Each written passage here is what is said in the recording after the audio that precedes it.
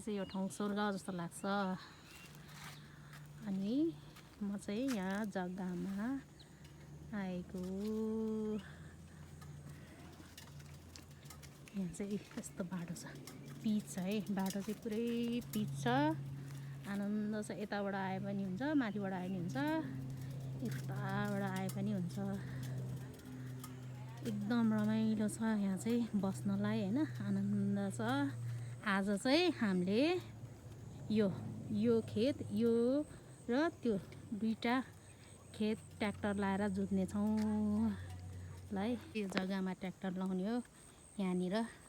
अनि के गर्ने यता चाहिँ पिच छ बाटो, आउने बाटो यताबाट आउँदा नि हुन्छ र माथिबाट आउँदा नि हुन्छ। यस्तो राम्रो ठाउँहरू छ, हावापानी राम्रो छ, बस्नलाई एकदम आनन्द।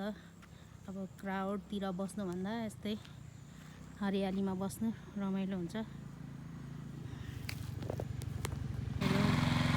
मैले चाहिँ यहाँ जग्गामा अब आजबाट चाहिँ ट्र्याक्टर लाएर खनेर सुन्नु है, त्यो घरदेखि त्यो दुईटा खेत यहाँ सबै आज खनेर के लाउने म लाउने लगाएको। आजको मेरो काम चाहिँ यही हो। अनि अहिले चाहिँ यहाँ जोत्दैछ ट्र्याक्टरले, जोतिसक्यो। उतासम्म है यहाँ चाहिँ पिच बाटो छ। अनि पछि यहाँ साथीहरूको लागि म यतातिर गार्डनहरू बनाउँछु। मेरो साथीहरू आउँदाखेरि बस्ने, चिया कफी खाने सबै बनाउँदैछु मैले यहाँनिर। अनि यहाँ धेरै छ बस्नु। मलाई चाहिँ क्राउड एरियातिर बस्न अल्छी लागिसक्यो कि साथीहरू। अब यसो जोस जाँगर पनि निकाल्नु पऱ्यो नि त, काम गर्नु पऱ्यो। घरमा बसेर खाँदा 7-8 किलो मोटाइसक्यो 2-3 वर्षमा।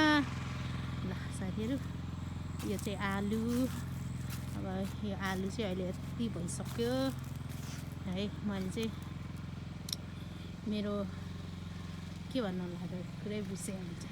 ल हेर्नु कस्तो दामी ठाउँ छ है, सबै सुविधा। अनि कसैलाई जग्गाहरू चाहिन्छ भने नि आउँदा हुन्छ।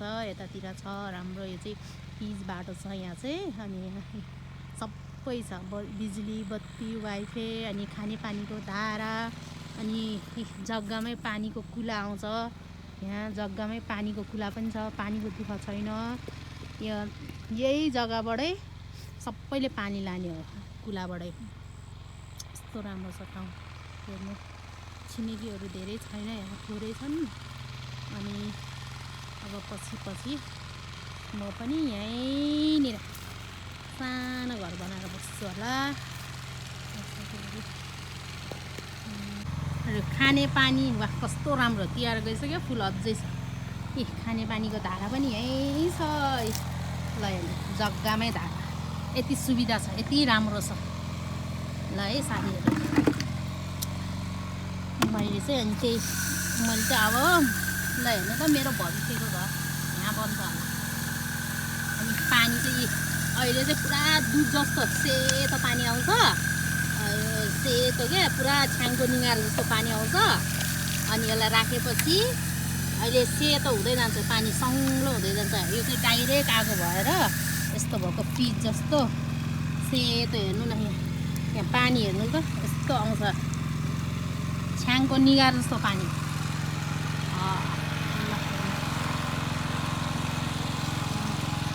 यहाँ अम्बाको रुखहरू छ, अम्बाको रुख। यहाँ चाहिँ अब अहिले चाहिँ केही लाग्दैन। अब यहाँ दिदीहरू बस्नुहुन्थ्यो, उहाँले लाउनुहुन्थ्यो। यस्तो छ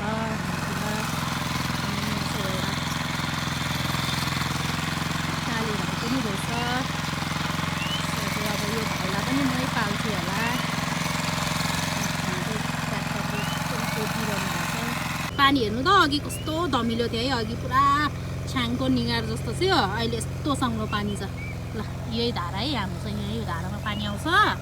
अनि अम्बा हेर्नु न, अम्बा यत्रो अम्बा, अर्ग्यानिक फुल अर्ग्यानिक अम्बा पुरा। ओ ल पानी पऱ्यो। अब अम्बा धुन्छु म चाहिँ। ओहो कत्रो पानी आएको, अलिक सानो खोल्नु पऱ्यो, भिज्यो सबै, मजा नै भिज्यो पानी।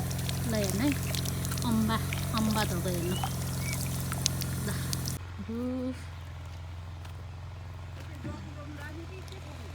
त्यहाँ दिदी लसुन प्याज अनि अहिले ल्याएको बिउहरू सबै रोप्ने।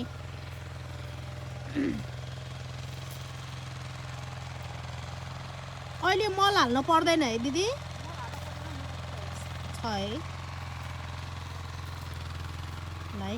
त्योहरू यहाँ चाहिँ हाम्रो मल चाहिँ हाम्रो, यो चाहिँ मल हाल्ने खाल्टो। यहाँ चाहिँ अस्ति नै गाई पनि थियो, अनि गाई चाहिँ बेचिसक्यो।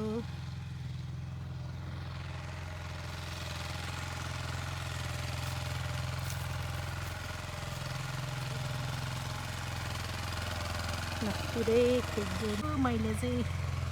कालो साग, मुला, अनि के सलगम, अनि उता चम्सुर पालङ, अनि तोरी थुप्रै छ है। मैले सब्जीहरू छर्न लागेको छ।